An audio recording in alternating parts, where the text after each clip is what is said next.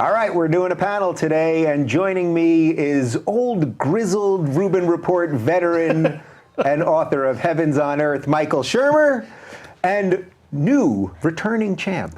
I'm giving you a returning champ cred before you've even sat down here once. Author of the new book, Political Tribes, Amy Chua. How are you? Great. Thanks for having me. Yeah. Well, thank you guys for coming in. Michael, you set this up, so I'm going to not let you speak for just a moment. Good. Yes, good. No, you set this up. You said the three of us should sit down and talk about a whole slew of issues. But Amy, just so my audience can get to know you a little bit, since they know a lot about Michael already, just to give me a 2-minute synopsis of who you are before we talk about the book and why we're all here. Well, I'm a Yale law professor. I principally write about foreign policy and democracy and ethnic conflict, mostly in developing countries. And I teach at Yale Law School. In 2011, something crazy happened to me. And that is I wrote in 3 months a memoir that I thought was going to be really funny. And it was called Battle Hymn of the Tiger Mother. Yeah. And the world exploded. I created an international firestorm. Everybody hated me. I got death threats. It was sort of just at the beginning of people going bananas on Twitter, too. Exactly. And I didn't have those tools. I had no social media tools. I wasn't on Facebook, and I was just caught off guard, and I became known as the notorious Tiger Mother. Yeah. And so in some ways, this new book is, I got sick of only being known as the Tiger Mother. I was on a TV show talking about Ukrainian nationalism, which I know about nationalism. I've written about it. And afterwards I saw the Twitter feed, and they were like, why does this woman, this Tiger woman, think that she can talk about nationalism? So and you were like, I did have a career before this. So I thought, that's it. I've lost control of the situation. So in a way, the new book goes back to what I actually know a little bit about. Yeah, well, I just want to go on the record as saying that as I am sitting next to the Tiger Mom, I feel an undue pressure to do this show correctly. No, it's because normally I can phone it in when I have Shermer, but I feel a little extra credit. No, but Dave, the book is actually about my younger daughter rebelling. It's a huge book it's a pro-rebellion book. You'd like it. Oh, well, yeah. The whole book is so wildly misunderstood, but it's been fun. Yeah, well, I do want to talk a little bit about some Tiger Mom stuff towards the end, because I think there's some interesting things happening right now that we all kind of need a little bit more of that, perhaps, than the outrage machine thought a couple years ago. But Michael, why did you think that this would be a good group to sit down together when you sent me that email? Well, because the book Political Tribes kind of set me back a little bit in the sense that I've kind of had this lifelong mission of spreading science and reason and critical thinking. And then after reading Pinker's book, The Better Angels, that inspired me to write The Moral Arc and kind of go into this other direction of spreading not just science, reason, and critical thinking, but liberal democracy, market capitalism, and other social tools that can be measured in the same way that scientific things can be measured. And one of the things that I like about Steve's work is that he, as a social scientist, tries to tease out what are the causal variables that are influencing people to do this or that. Can we tilt the incentives to get people to be less violent by doing this rather than that? Exactly like any scientist would. So, so this idea of, and I'd read, all this literature about, spreading democracy is a good thing, and spreading capitalism is a good thing, and so. But as you show in Political Tribes, it's not quite as simple as I like to think in my head.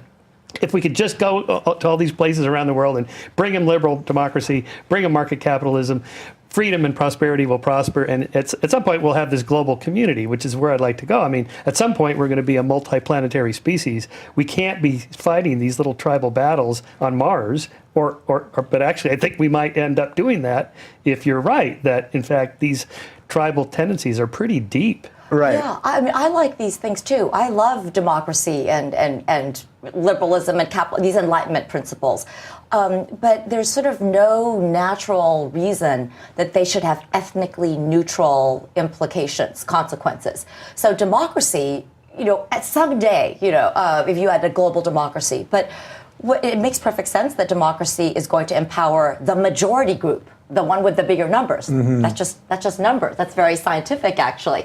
But similarly, markets, this is when I coined the term market dominant minority in 2003, we all start in different places. So just free market capitalism, even though it's fair in many ways, right? Equal, you could argue that, or we could have a huge debate, but there's no real logical reason that at any given point in a given society that free markets will benefit all ethnic or all racial or all class or all religious groups equally. So once you acknowledge that, you have these transition questions. So I thought maybe we should then, with that in mind, start with something that's sort of happening right now that might help people frame a little bit of what all three of our political positions are. Because I think the first time I had you on, at one point you had said you're a libertarian, then I think you've also kind of said you're a classical liberal, then you've kind of said, enough with the labels altogether.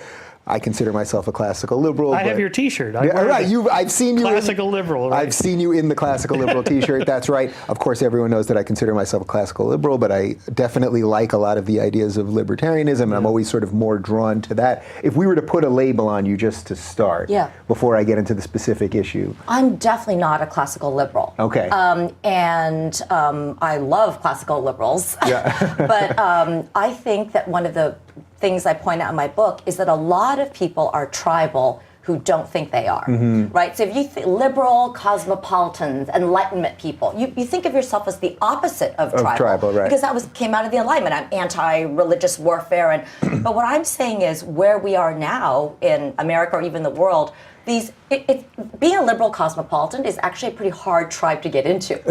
Right. First of all, they're a very judgy tribe. Too. Yes. And you probably have met a lot of different kinds of people to be so cosmopolitan. Yeah. I was very struck and ashamed myself. I have a student, poor white person from the South, who had never been on a plane. And that was actually kind of startling because the first question some professor was asking. So I think that I like writing about tribalism because I'm very aware of its effects. I'm the child of immigrant parents, but I'm very proud of my ethnic identity. But I also love this idea of America as this umbrella identity. So it's a complicated answer, right? Because I guess as real liberals don't have an account of why you even have the nation state. Well, right? That's how far you want to go down that road. Right, so patriotism and all this stuff, presumably that's at best a transitional thing for you, right? That's where I don't go so far. I mean, that depends how far you want to go down the road of liberty or freedom, depending on how you define it. Yeah. So for me, a classical liberal idea is there is some utility of the state. We just have to figure out what that is, and I would want it to be the lightest touch possible. But all right, so that's a good. Yeah. Oh, just to answer in one, what I really am is I am somebody that loves about America that it's very unique that this is a country that at once has a very strong collective national identity, or at least did. We can get to that. And secondly, allows individual subgroup or tribal identities to flourish. Like you can be, I'm Irish American, or I'm Korean American. Or I'm a classic liberal, and possibly be very patriotic at the same time. I think that's a very unique thing about this country, and that we're in danger of losing that kind of magic formula, possibly. So I think you just described the melting pot, right? I mean, isn't that that's the true secret sauce? Well, melting pot suggests that everybody loses their identity, and I think that happened very successfully with a lot of the Northern European immigrants. But we've never really been a great melting pot. Like if you take the African American population, there have been many discrete groups that never melted into that pot. So I think part of it is a melting pot, some assimilation for sure. But I think this common identity thing can coexist with a lot of different kinds of diversity. Some might be closer to the Canadian kind of mosaic thing, but I do really believe that you need this connective tissue tying everybody together. So I guess it depends what analogy you like, whether it's melting pot or mosaic, but we've basically done multiculturalism better than pretty much everybody else. Do you think that's fair to say? Yeah. So the balance here is, how can I maintain that my local group identity, which is easy to do because I identify with people that look like me or live near me or whatever, that's totally natural, and still respect others because there's some umbrella. And previously, when I was younger, I would have thought, well, we don't need a government. This can happen just from the bottom up. I've become a little more cynical about human nature being dark and tribal, in the sense that at some point you need some kind of rules to govern, say, the marketplace, to a certain extent, at least steer it. And that's why this cake baking thing is I just go back and forth. It's like, yes, she should be able to bake any cake he wants or not. But then, in the bad old days when people justified racism and lunch counters and buses segregated, and at some point it took the federal government saying, we're sending the troops in to integrate your schools, even though they're down there in Alabama saying segregation forever. At some point, sometimes you have to use force to get people, at least to start, to bring them around. Right. Okay. So that is the one issue that I wanted to do up top before we dive into the book. So I tweeted out when the decision was made that basically my feeling is that you have to offer, we have the Civil Rights Act of 1964. I don't want to relitigate it. You have to offer products to every person, regardless of race, color, creed, and all of that stuff. But that if there is a specific artistic quality to it or a customization to it that happens to go against your beliefs, that you just don't have to do it, whether I think that's abhorrent or not. You just don't. We wouldn't ask, a Satanist wouldn't be allowed to walk into a Muslim baker and say, put Muhammad on the cake. No one in their right mind, I think, would think that that's the government's job to force the baker to do that. What lawyers always do when we teach is we start spinning out the hypotheticals. That makes complete sense what you said. But then they say, I think Justice Kagan might have asked, how about a makeup artist, right? Can a makeup artist refuse to provide services to gay people, so once you start pressing what counts as being an artistic expression. The photography is a form of art. Grocery store bagging. Right. Yeah. Well, so that is the interesting thing. So, right. So grocery store bagging, right? So it's sort of a mundane task. We all go to the grocery to buy the products that are there, and then all they have to do is put it in the bag and walk out. If a grocer was saying we're not going to bag groceries for black people, that is actually in violation of the 1964 Civil Liberties Act. But the idea that we would force a specific product, you wouldn't want a Jewish painter who shouldn't have to be forced to take commissions from a neo-Nazi, or you tweeted out several other examples on this. But your fear, basically, where I think we don't quite see eye to eye, is that eventually, if we don't do some of this, that things will devolve? Is that fair to say? I don't know. You might be right that in 2018, it's not 1964, so maybe we don't need such draconian laws. Historically, But also we needed those laws to reverse Jim Crow laws. I mean, that's right. The thing. Yeah. So, which don't exist anymore. In the battle days, you needed to send the federal troops in to integrate the schools. Maybe we don't need to do that now. Maybe, this one baker out of 100 will refuse to bake a cake. But as the justices pointed out, okay, we're going to protect this guy's religious expressions, but if it turns out that every other baker refuses to bake cakes for blacks and gays and so on, then we can't let that happen. That may never happen. Yeah. What do you make of that part of the decision? That struck me as a really kind of slimy way out of this. Well, you're the law professor. Maybe you know why they did that. I think, it is, as everybody says, it's an extremely narrow holding. It's like a punt. It just said that this particular commission was displaying hostility to religion in a way that couldn't make them impartial. So I think there will be another decision. I mean, it's in a way, it's just kind of kicked down. Right. It just seemed like it had no teeth in that regard. It's like, why didn't you make... I don't think it was an unreasonable holding, but I do think they just avoided the question. What I think is, what worries me right now is the Constitution was supposed to be the vaccine, the sort of what protected against political tribalism. And I know we're going to get to that. But what I see that's kind of dangerous and dismaying in the Twitter feed right now is that it's like tribalism is attacking the Constitution, too. It's not just something that we disagree with, but it's like there's a lot of demonization of the other side. Look, if you teach at a law school, and I'm not a con law professor, that's not my area. I teach contracts and international business transactions. But one thing is there are hard cases.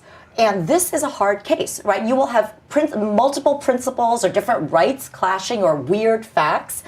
And what I think is almost more scary is you see people on the two sides right now. It's like, if you think that a baker should be allowed to refuse to bake a cake celebrating gay marriage, then you are a bigot homophobe, right? Yeah. But on the other side, there are no, Right. It's like, if you're on the other side, if you take the other view, then you are declaring jihad on Judeo-Christian values. I mean, the rhetoric is so ratcheted up.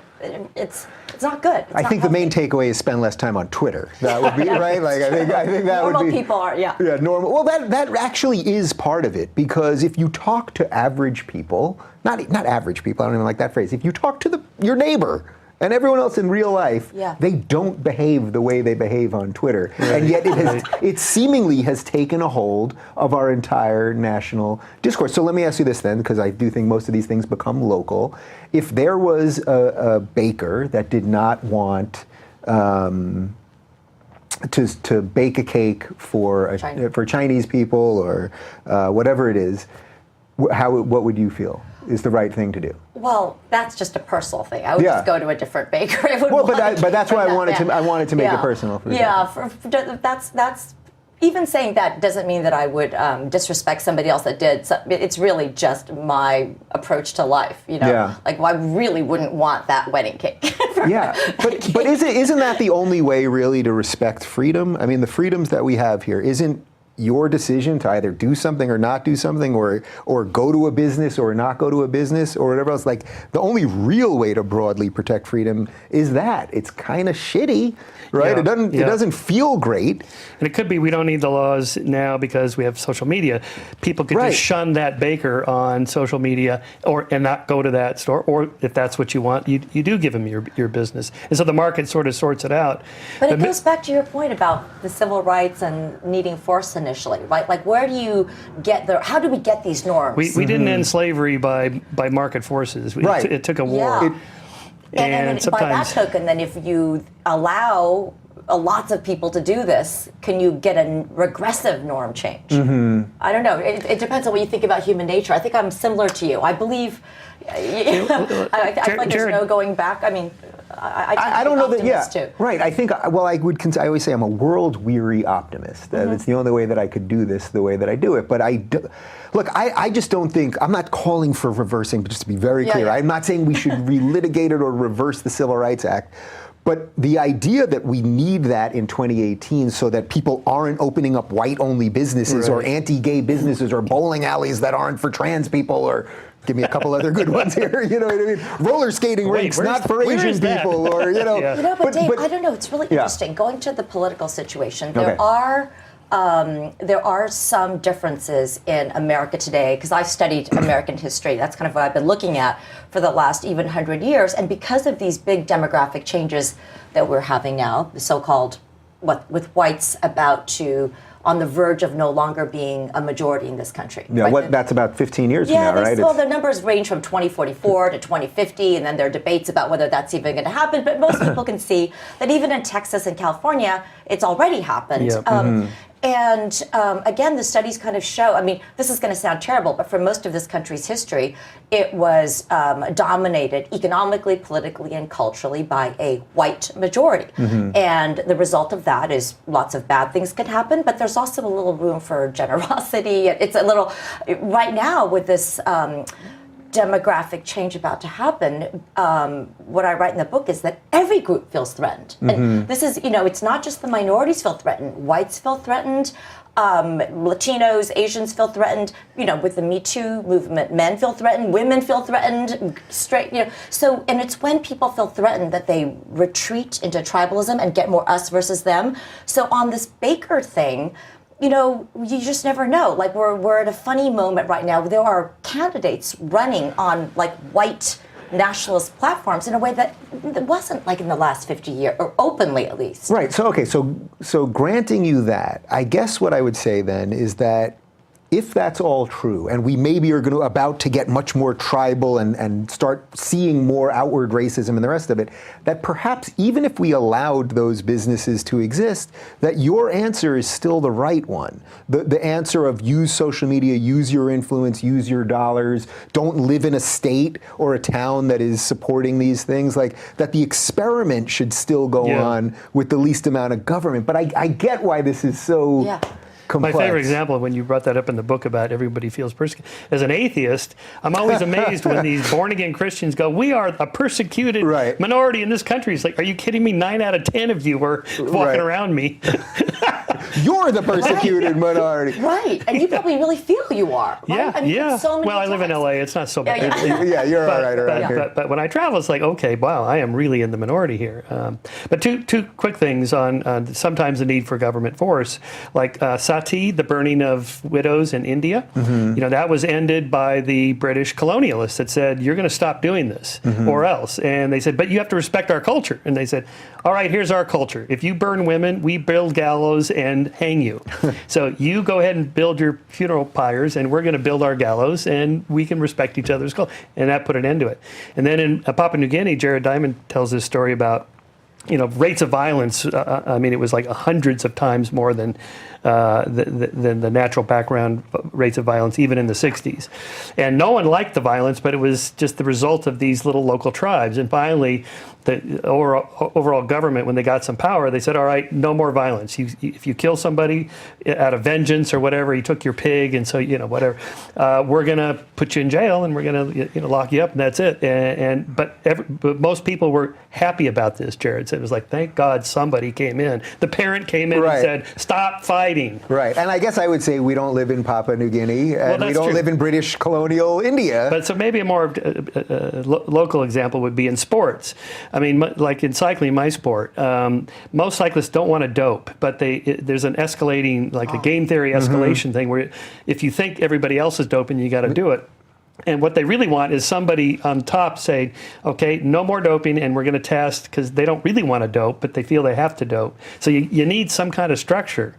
So stop cheating, stop killing. Yeah, we don't want to cheat, but you know, so you got to tilt the incentive somehow. And you know, I hate to say it, but sometimes that has to come from the top down a little bit. Yeah, yeah. It's very interesting. So, all right, your book is called Political Tribes. Now, as you know, I'm a believer in the individual. I think that the individual is the answer to stop bigotry and prejudice and all of those things, because you won't look at someone as the member of a group and you won't, oh, black people think this, or Muslim people think this, or gay people think this. If you look at the individual, you will wait till you know what they think. Yeah. So sell me on the value of tribes. Well, actually, I'm or just the closer, reality of tribes, yeah, perhaps. Reality. I'm closer to you think. I think we all need a big dose of individualism in this country right now. I teach on a college campus, and that's what we're supposed to be famous for, right? America's a bunch of mavericks. Yeah.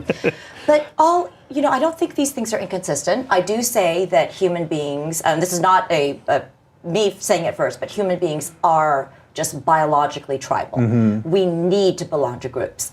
There are very, very few hermits. There can be individualists, right, but there are not hermits. Even monks belong to orders. They compete with each other. Right. So there's very few sort of J.D. Salingers at the end in the forest. There's not many of those. Right, yeah. Right. I bet if there were a retreat for those people, they'd probably really get along. Yeah. And tribalism doesn't have to be bad, and in fact, it can be consistent with a lot of individualism. In sports, you were saying, but that's a great example. Imagine somebody telling you to stop liking your favorite team, right? And family can be very tribal. What I'm writing about now is when tribalism takes over a political system. Mm-hmm. And that is what is really dangerous, because a feature of the kind of tribalism I'm talking about is you just want to stick to your side no matter what.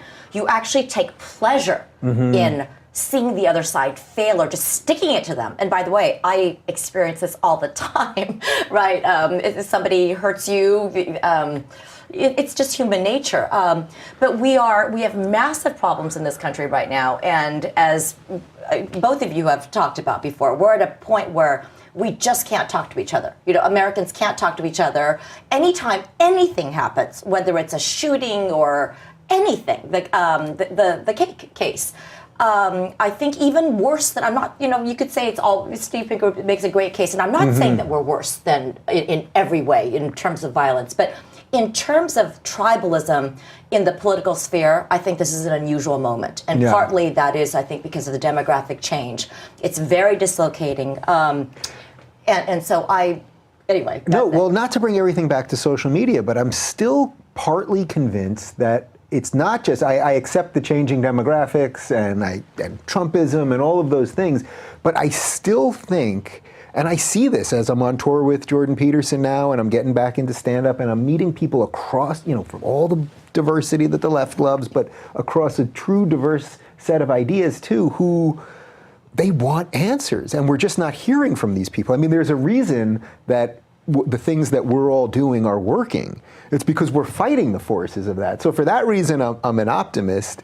And, you know, when I had you on the first time, which seems like 18 lifetimes ago, and we were talking about the moral arc, I mean, that really was what you were selling me. That thing, I mean, it's very similar to the Pinker idea, that things are bending in a good way. It's just harder to see it now, perhaps. Well, and also because we set our standards higher, so that people say students in the 60s would be outraged by the Vietnam War. Now they're outraged by Halloween costumes. Right. And that's actually good, because it shows you it's a smaller thing that we're upset by. Right. Well, but also there's a correction. I think that went too far, right? I mean, I think that's a good example of suggesting that what you are calling the market. Like, I think that we're seeing a correction right now. That whatever people think about the 2016 election, many people, including elites, were shocked. And so there's a lot of rethinking.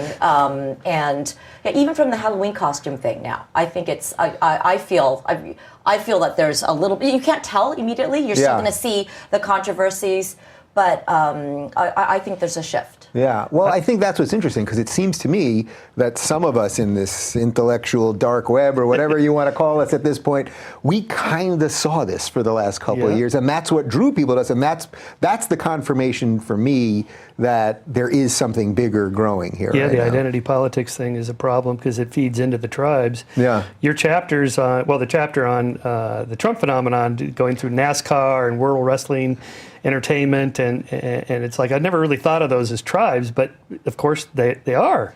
Yeah, and I contrasted that, and I can't believe I didn't get in trouble. You know, I teach at a very liberal school. Just wait, you're on the Rubin Report now. Anything can happen. Well, I write about the Occupy movement, which, you know, and again, I supported a lot of my students. I love my students, I have to say. I am an independent. And a lot of them are doing great things for justice. So I even think, you know, social justice warrior is, again, too big a term. You know, I think that's also a label. But Occupy is a movement that I say was a movement ostensibly to help the poor that included no members of the poor. It was vastly an elite group, highly educated, all these postgrads.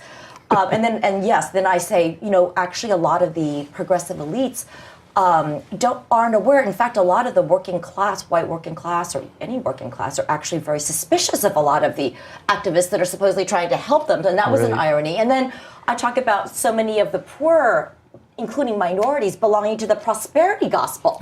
The irony, they're praying for money. They want money. They're not joining Occupy. So yeah, that's part of the thing, that a lot of thesis, that a lot of elites in this country wanting to do well actually just are very blind to the group identities and tribal dynamics that matter most to just people on the ground. So to that point, was Trump's greatest coup here that he was able to take the white working class mainly, but other groups too, and break them out of their tribalism, or even even the Christian conservatives who voted for him at record numbers, I think, and still his support with them is through like 90% or something crazy, that they didn't vote for him for tribal reasons, because he's actually not one of them, right? He was a rich New Yorker.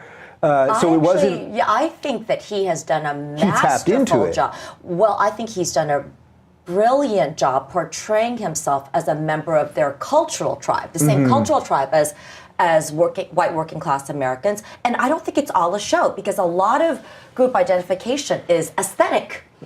It's aesthetic. It's a matter of style and values. And in terms of the way that President Trump dresses, and he stuffs himself on McDonald's compared to, you know, not vegan, healthy, it's just McDonald's and steaks, and the suits, the NASCAR and World Wide Wrestling are these things that I write about. These are not. There was a negative review that said, "Oh, this fringe phenomenon," and I showed the numbers. These are massive phenomenon. These are not the prosperity gospel. These are millions and millions. And Trump's in the Hall of Fame of the World Wrestling. Yeah, he is. He is.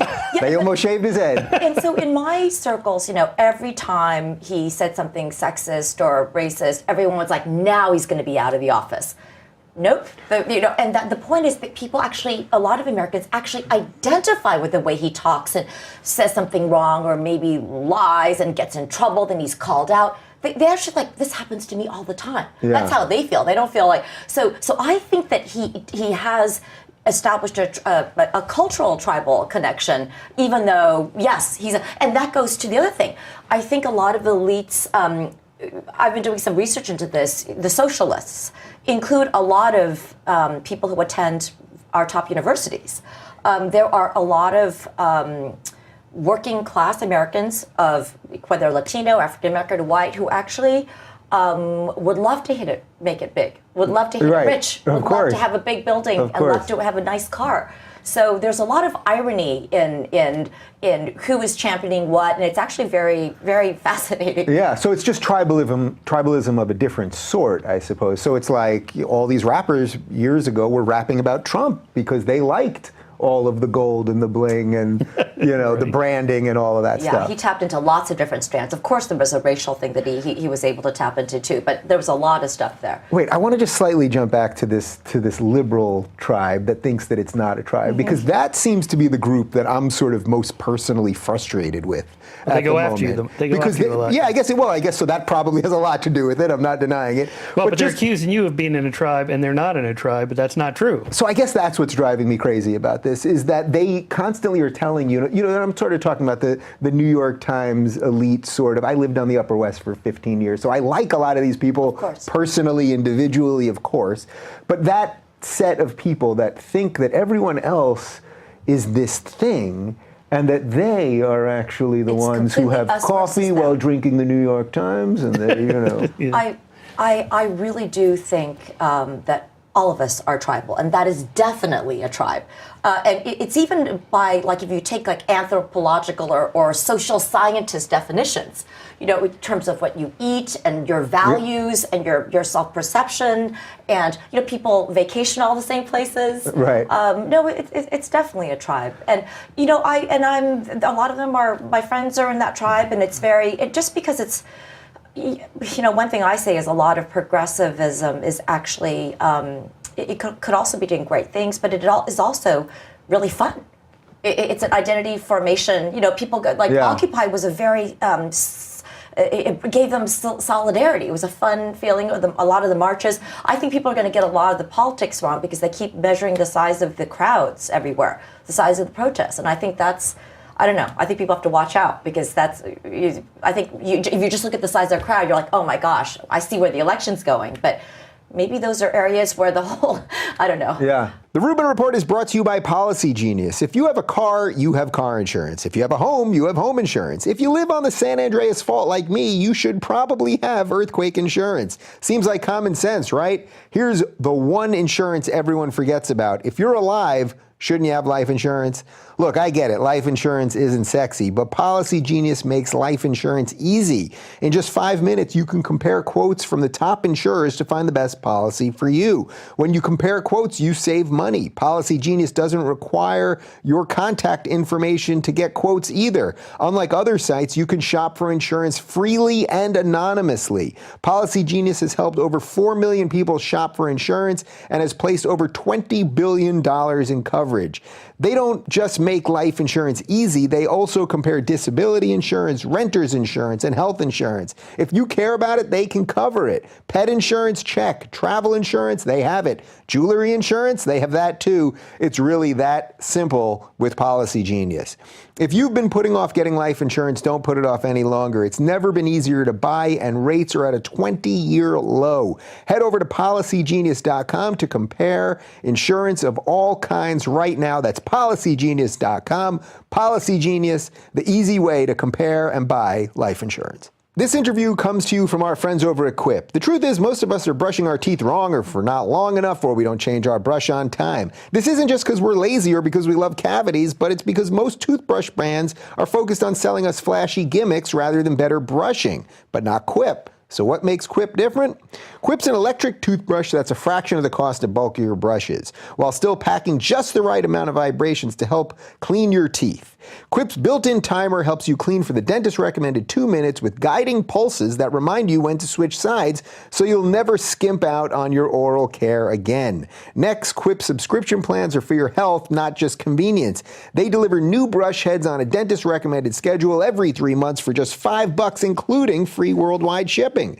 If you're on the go like me, you'll love this. Quip also comes with a mount that suctions right to your mirror and unsticks to use as a cover for hygienic travel wherever you take your teeth. Not to be a germaphobe, but I love being able to pop it on my bathroom mirror and toss it in my suitcase when I'm running out the door, and I never have to worry about my toothbrush head touching something weird in my bag. And finally, everyone loves Quip. It's not just me. They were on Oprah's O list, named one of Time's best inventions, and is the first subscription electric toothbrush accepted by the American Dental Association. Plus, they're backed by a network of over 20,000 dentists and hygienists and hundreds of thousands of happy brushers that use Quip every day. Quip starts at just $25, and if you go to getquip.com/Rubin right now, you'll get your first refill pack free with a Quip electric toothbrush. That's your first refill pack free at getquip.com/Rubin. One more time, and I'll even spell it out for you. GetQuip, GetQuip.com/Rubin. So when you were reading Amy's book, as someone that's sort of tracked moral progress through time, do you think there is a right amount of tribalism that allows us to be the best we can as people and as society? Well, your epilogue talks about how to break through some of that, which I liked.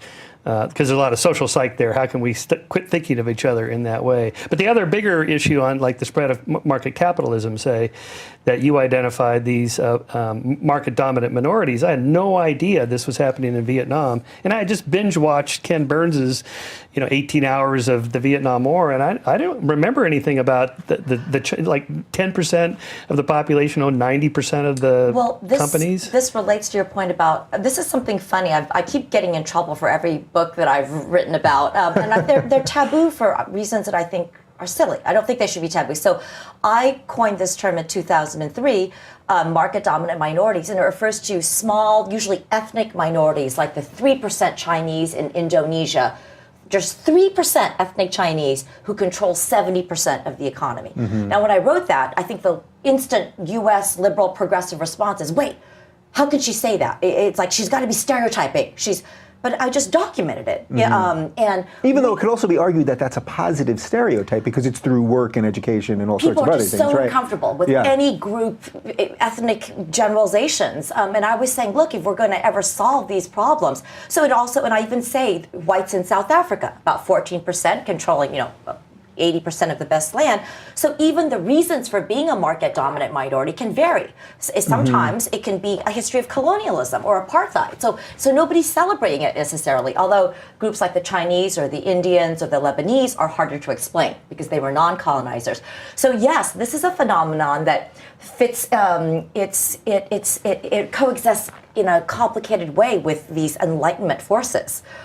Because it would be nice if markets just benefited all ethnicities equally. But they don't. But what does this tell you about how we treat victimhood, really? So the example I can use when you just mentioned this about the 3% Chinese, it's like when, I'm sure you guys saw this a couple months ago, when this documentary came out about Apu from The Simpsons. Yes. And I saw 90% of what I saw online, and again, it's just what you're reading online, was actually, no, he was a good character. He's beloved by everybody. He's actually the hardest working guy in the town. Right. He's one of Homer's good friends. They did an episode on immigration because of him. He's a vegan and all of these wonderful things. Indian Americans, I think, are the number one socioeconomic group in the country, or pretty damn close to it. I think their average median income is always 6 figures. It's a great measure of success and all of these things. And yet I saw this sliver of the people that I'm frustrated with, this sort of elite, lefty, whatever you want to call them, progressives, demanding that this victimhood should exist.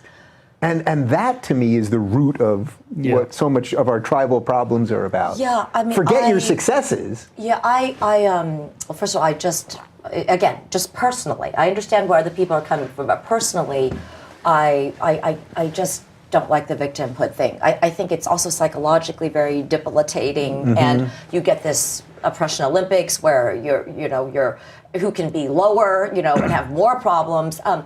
But on this, without getting, because I have had a lot of South Asian friends say that they were very upset about it, to my surprise. So I try to understand. Yeah. And I wonder if there's a big generational thing, which is partly, it feels bad, but partly what makes America great. My dad, when I was young, my dad was the immigrant. He had a Chinese accent, and I would see him being what you might call discriminated against, somebody like whatever. And I would feel so bad. I'd be like this 8-year-old kid and just feel so ashamed and so angry. And think my dad didn't even notice, And then later I'd mention to my dad, and he's like, "Who cares? This is such a great country. You should think where I came from." Right. I came from. He's like, and I'm gonna rise, and he just made it the American dream.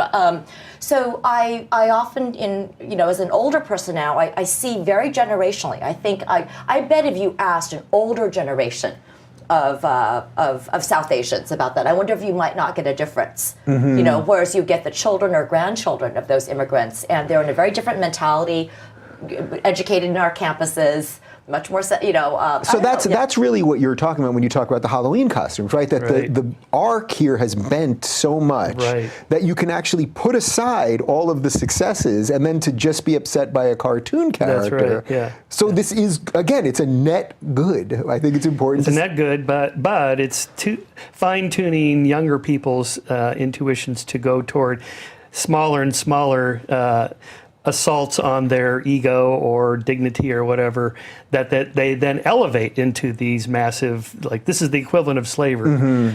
Raping the environment is the equivalent of rape or whatever. It's just elevating these words into things that they can get worked up about. Because we do have a moral module or network or whatever in our brain that we get worked up over things. And if it's the Vietnam War, okay, but now it's the Halloween costume. But it's the same emotions that are still being driven. And that's another problem with these tribalism. Maybe the moral arc, again, I'm an optimist too. And I think something is changing after 2016. I have I quote this guy, Giovanni, extremely progressive student, Latin American, parents from Mexico, lived in a trailer park. And he's saying, I think we went too far. He named himself on this Halloween costume. The line he uses is that crying wolf too much, right? So that when you get serious, and so I actually think there's some correction. Not everybody, right? There's still things that are just a waste of time. We have serious problems, and but I think there is some sense even among this group saying, maybe this is not the best thing to focus on. What do you guys make of the fact that this seems to be global right now? That because of technology, that this movement, whatever's happening here now, where so many people are waking up to the overcorrection or whatever you want to call it, that the amount of email that I get from people that are seeing this in India is what I'm getting from people that are seeing this in Canada. That tells you something really interesting is happening, despite the differences in the political histories and the political establishments of those countries. Yeah, it could be a selective focus because of social media and real-time covering of these incidences. I do wonder to what extent the problem really exists on college campuses of this campus craziness. Like at Chapman University, where I'm at, I never see anything like this. And most of the time when I travel and give talks at colleges, you never see anything. It's just students are hunkered down doing their thing. Yeah, I got to bring you to University of New Hampshire next time. We'll change your opinion on that pretty quick. What were they shaking or something? Yeah. They're very inventive. But it could be that the minority, it's a minority, but they're loud and they're instantly covered now. So it seems like, if you watch Tucker Carlson and his weekly campus craziness, it's like, if I walk on campus, I must just see riots going. Well, no, you hardly ever see anything. So there's this idea of pluralistic ignorance, or the spiral of silence, where a minority can take over, a toxic ideology can take over a country, like Germany in the 1930s, where probably most Germans were not on board with Hitler's program, but they thought everybody else was, and there's punishment for dissent. So you get the spread of these toxic ideas when actually most people, like most college students, will privately say, I'm against binge drinking, I don't want to do it. Right. But they think, but I know all my friends are into it, so I do it.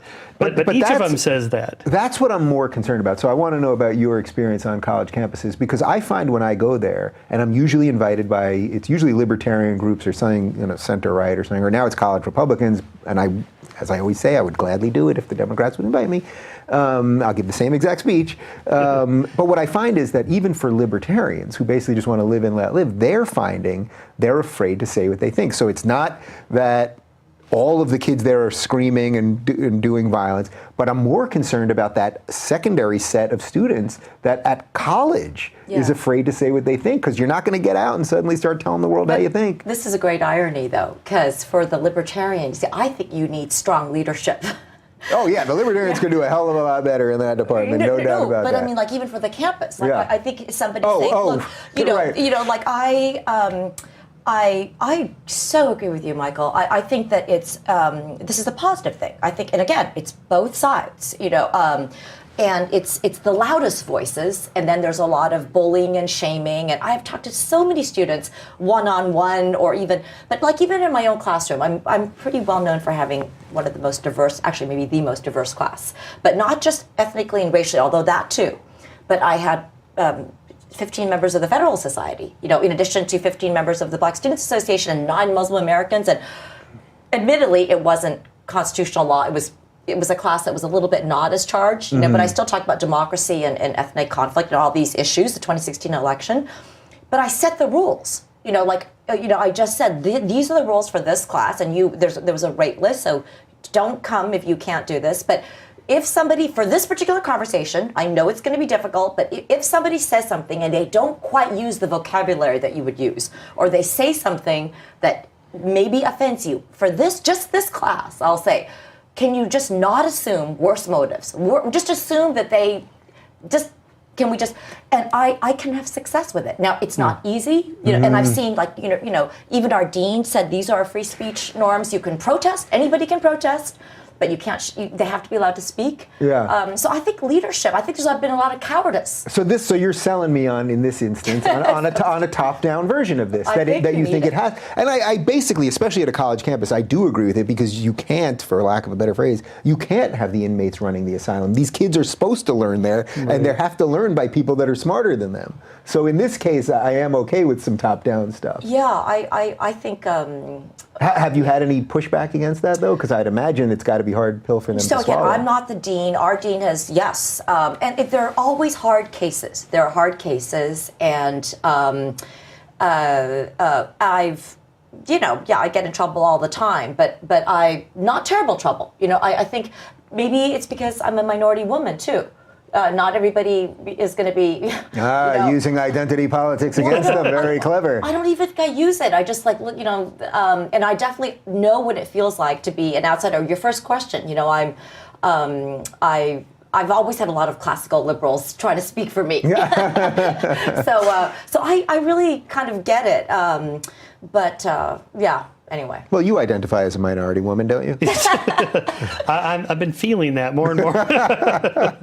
Yeah. So the other thing about reading your book, though, was how our State Department did not seem to get these tribal conflicts in Vietnam, Afghanistan, and Iraq.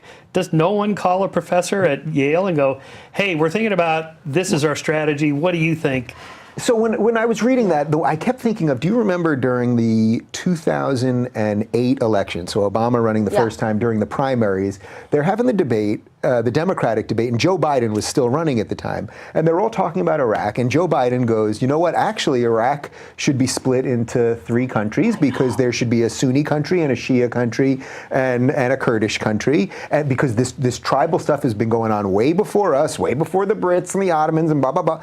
And people thought he was completely bananas. Now, I think there's probably plenty of other reasons to think he's bananas, but putting that aside, he was getting to the heart of what you were saying. Yeah, I don't know if that was the right solution, but yes, absolutely. And, this is interesting, because half the book is about our foreign policy fiascos and how it's our U.S. blindness to the force of identities that we barely know anything about. Right. We're like Sunni, Shias, Kurds, kind of the same, or Afghanistan, Pashtuns, Uzbeks, whatever, Vietnam, Chinese, Vietnamese, Koreans, all the same.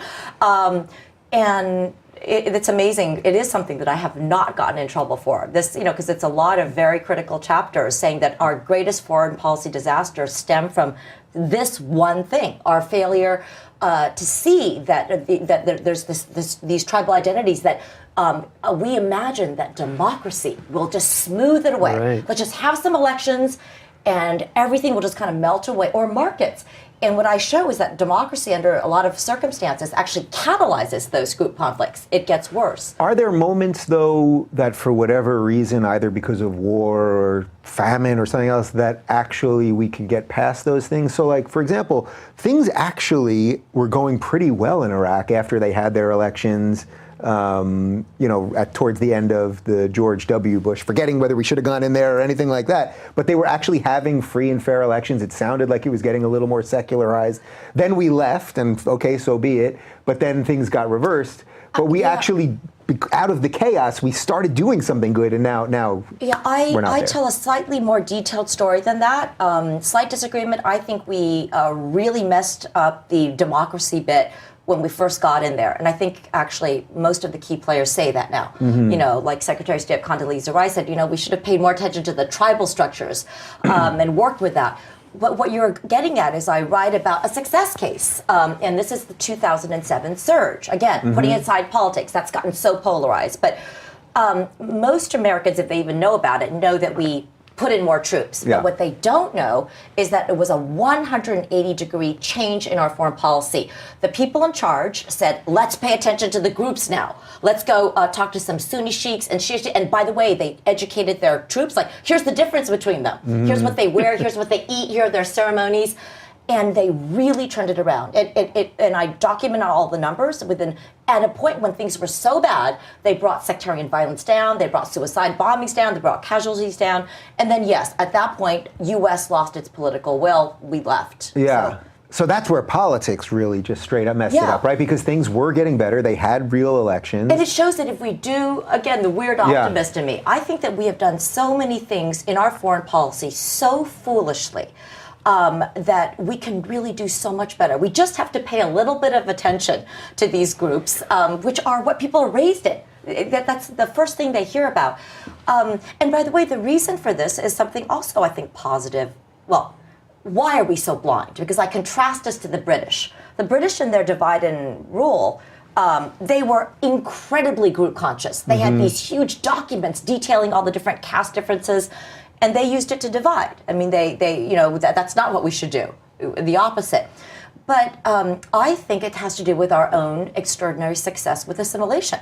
Of course, not every group, but more than any other country, the idea is if Irish people and Italians and Hungarians and Polish can all become Americans within one generation, let's have some elections, because Sunnis and Shias and Kurds, and it's other countries are not like us. Yeah. So let's say there's a movement building right now, and some of these Enlightenment values are coming back. There is. I'm with you. Yeah. All right. So let's say there is a movement building.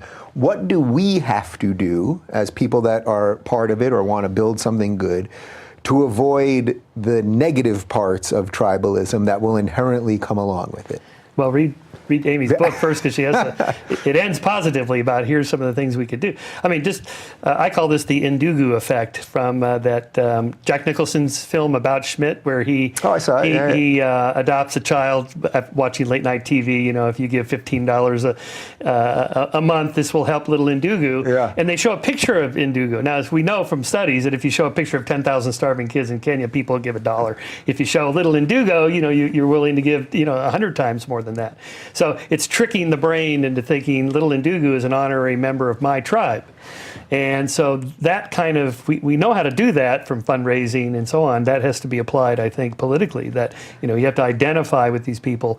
As you point out, actually, when you actually know a gay person or a black person or a Jew or somebody like this, that's not of your normal tribe, that does break down those tribal barriers. Your colleague, Paul Bloom, in his book Against Empathy, points out that the dark side of empathy, if we're super cooperative and supportive of our tribe, that makes us even more wary of other tribes, because they could be a threat to our people that we like so much. And so we have to break through that, acknowledge the tribalism, but also counter it. Yeah, ironically, it comes back to your favorite word, individualism, right? Yeah. Because the studies that are really positive at the end show that if you can pull people out of their groups, And by the way, not just dump them all together. Right, Diversity can lead to more hating of each other. Right. But if you can interact with another person as an individual, which of course is the whole hard part, it's astounding how much progress you can make. The best example I like is the integration of the U.S. military in the 1950s. Everybody was against this. It was like 80%, this can't work. And afterwards, they found that the integrated troops were as or more effective than the all-white troops. And then they interviewed everybody. And it was just kind of your point. They were like, you know, if you're in a foxhole, you miss your family in the same way. You have to put your life in somebody else's hand.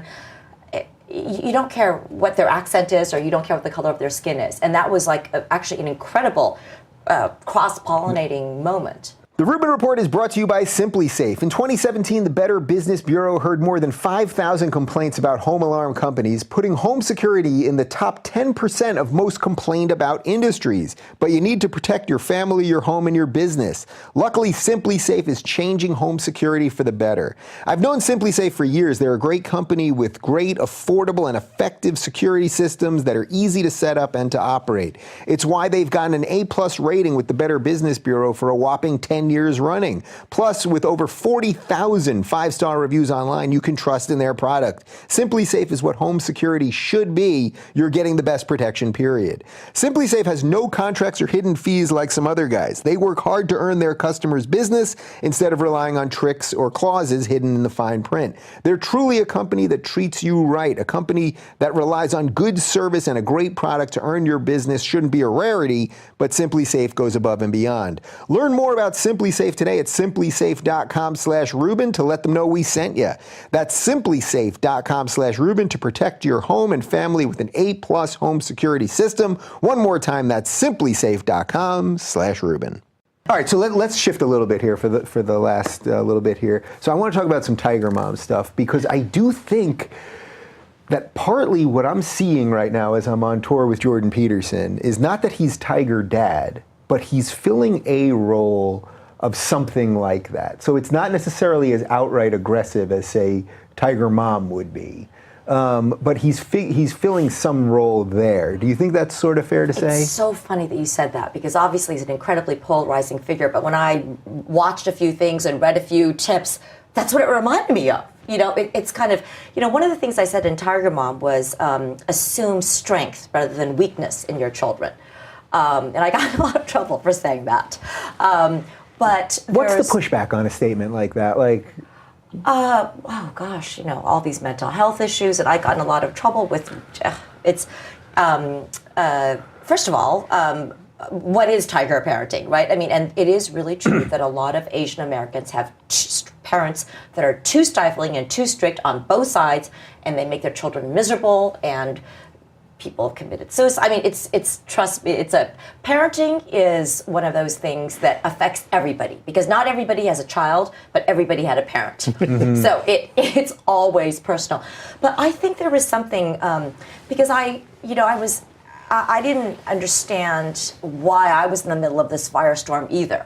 And it's interesting, because you're in this moment, you're experiencing it, and people would ask me at the time, and at the time I had no idea. At the time, I was just trying to defend myself. Until somebody told me to stop apologizing. You know, because I just kept saying, I was supposed to, it's just a memoir, you're misunderstanding. And finally, I just decided to own it. Okay, it is just a memoir, that's true, but I'm a proud, strict mom. And then things got a little bit better. Yeah. But I think one person said, you know, Amy, I think that if the book had been about like a strict Italian mom or a strict Romanian mom, nobody would have cared. It was at that moment that I hit fear of parenting and fear of China at the exact same moment, because that was when all those test scores came out, and the U.S., this great superpower, was like at number 38, and China, Singapore, Japan, they were all like 1, 2, 3, and they're gonna eat our lunch. And I think also... So Greek Tiger Mom would have been more okay at the moment. But going to your point, I think it did feel, people said it touched a nerve. It's often where there's something missing already, like people need something. There's a vacuum, something's off. The pendulum is swung too far. Yeah.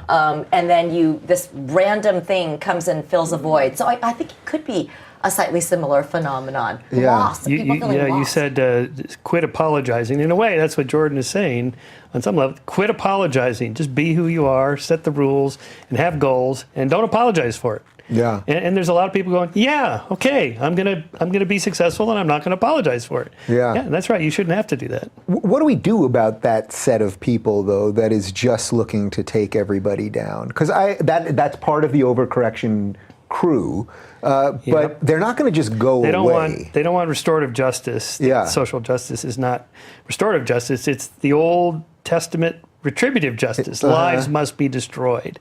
You have to go down and grovel, and then we're going to destroy you. Yeah, well, that's why our friend Pete Boghossian, he calls this social justice thing, or this identity, a secular religion. Yeah, it is that's right. I believe it is. Yeah, that's right. Original sin. You're white, male, whatever, and there is no restorative justice. You just have to be destroyed. So what can we do? I don't know. It's a hard solution. Push back and just say no. I'm not gonna apologize. If I do something wrong, I will apologize, but I'm not going to apologize for something I didn't do, or who I am. I'm a white male. Why should I apologize for that? Yeah. Very quickly, when you made the decision not to apologize anymore and to stand up for yourself, how quickly did it all kind of stop? Because I think that's what a lot of people that are watching this are wondering. They're afraid to say anything because they don't want to just get caught in that meat grinder. So I want to show them instances of, because every one of us that has stood up and said, we're here, we're not just going to bow to you, we've made it eventually. I'm not a huge fan of this. I'm not exactly sure what these apologies accomplish. I think in a way, I see things through a tribal lens, right? I think that's it's a point, it's a trophy. I got an apology, I'm going to extract this. It was more myself too, to just kind of say, wait a second, I made a lot of mistakes. If you actually read the book, you would realize it's about my younger daughter rebelling, and it's funny, and there are whatever, unreliable narrators. But you know what? I am actually pretty proud. I'm pretty proud, stand by everything, and I think it's hugely empowering psychologically. But to play devil's advocate on the bigger picture, I think we all need to elevate ourselves, because I'm sort of in a different camp than you guys. Like, I'm looking at the country and as the optimist, I feel like we all, that's why I admired Michael so much. Like, it's hard to recognize yourself as being somebody that's being tribal or whatever. The us versus them always.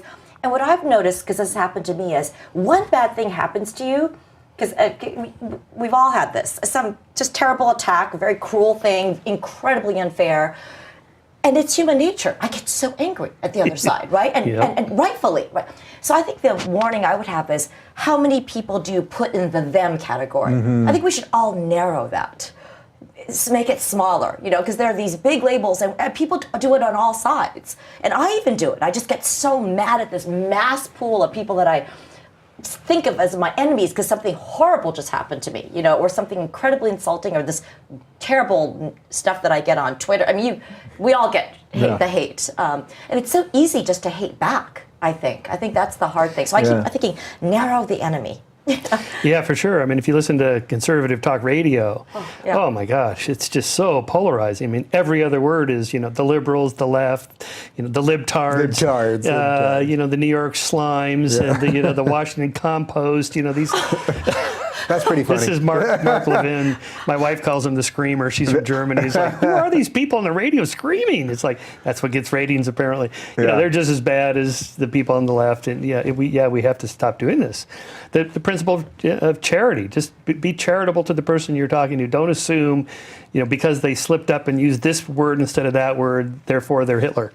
No more reductio ad Hitlerum. You have to stop that. So do you think it's possible to wrap this up on a nice bow and use a little of our optimism here and a little of your moral arc here, that the exhaustion with all of this, enough of these conversations that actually clearly are breaking into the mainstream at the moment and all of that, will lead to a sort of political realignment where it seems to me that I would argue at this point we basically needed Trump, even though I didn't vote for him. We needed him for this now 4 years of just upheaval and fertile ground and ideas and people realigning their thinking and strange alliances and all that. but that what we can get, we won't need another Trump after, I don't think. If everything actually goes okay, we will actually be okay with something decent again. But we needed the thing to be shook up before we could get there. Yeah, I'm an optimist for the sake. I think, and it's very hard to say. People are so angry, so it's also possible. Right, it could spin completely the other way, for sure. Yeah. You know, it's funny. we started with the masterpiece cake thing, and I said I'm not a con law professor, but I've been giving talks a lot of places, and the question is there a model? Is there a country that you've studied that could be the model for us to get out of our political tribalism? And actually, could even get me in trouble because it's no, but I just say we're the model, right? We are the model. And it's not that we're oh my gosh, you know, we have made so many terrible mistakes. We're in a very bad moment in many ways, but we have the apparatus. We have something special. This thing that I call the supergroup context. Our Constitution, of course, we have repeatedly failed to live up to those ideals, but the ideals are there. And it is an ethnically and religiously neutral document. Mm-hmm. Again, not the way it's played out. Reality is always, our ideals have always exceeded our reality. Yeah. So it's an aspirational country. It's an aspirational document. But this is where we come full circle. You know, I think we're the Enlightenment experiment. Yeah. I never thought, and this is where maybe Steve, I was not somebody that, do you remember in the late 90s when the Berlin Wall came down, it was like, we're going to be one world. Yep. Maybe Saudi Arabia and Turkey will join the EU, then maybe the United States will join the EU. I was always like, never will that happen. That thing ain't happening, I assure you. It's too big. Yeah. So I'm still a little bit of a tribalist. I think the world at this point is too big a unit. Yeah. Well, the EU is figuring out that for countries that are in Europe. Yeah, so I was right about that. Yeah. But I'm really glad that'll be a good place to wrap this. That you mentioned these aspirational documents, because as you guys can see through our window right in there in our control room, we've got a huge American flag in there. But also what you can't see, maybe you can see it, Amy, is I just got these two huge, giant print of the Declaration of Independence and a giant print of the Constitution. Nice. That I was given at a speaking thing that I did through Turning Point. And yes, we haven't always lived up to those things, but if we could get back to that's why I care about these things. I'm always tweeting about these things, and when I'm in DC, I go and I take pictures of all these things and put up, this is what Thomas Jefferson said. That they've given us the blueprint. It doesn't mean that they were perfect. It doesn't mean that we've always done it right, but this idea of is someone doing it better than us, for as bad as it may seem, we're not killing each other in the streets right now. That's yes, right. Is there unjust murder? Yes. Yeah. Is there unjust this or that? But it's still pretty damn good. If we were going to bring it home, Shermer. Well, I mentioned being a multi-planetary species. When we colonize Mars, and we're going to do it, you know what? We got to set up some kind of government, some kind of economic system. What documents would you bring? Yeah, the Declaration of Independence and the Constitution. That would be the place to start. Maybe they'll tweak it, experiment, and then it'll get a little bit better or worse, and then we can look at that as an experiment and go, okay, here's what we should do here. But that perspective also gives us that Sagan-esque pale blue dot. Look back at the Earth and go, there are no borders from Mars. It's just this blue dot. Yeah. And maybe that'll change our perspective a little bit about the tribal nature of our species. That's actually a great idea. Maybe my new argument when people are telling me how horrible America is, it's like, you know what, if we were going to Mars tomorrow, if we were going, somewhere tomorrow, you got a better document to start us off with? And I'm pretty sure nobody would have something better. No. They probably wouldn't know what to say, but that would be I knew you could do something to finish us up strong that would bring us into the future and into outer space and all that. Well, guys, this hour flew by. This has been a pleasure. Thank you so much. I am demanding that you come back for a one-on-one. Oh, thank you. And Shermer, I'll do this one more time at the end, I guess. It's been a pleasure, guys. And we're going to link to Michael and Amy's websites and books and all that good stuff right down below.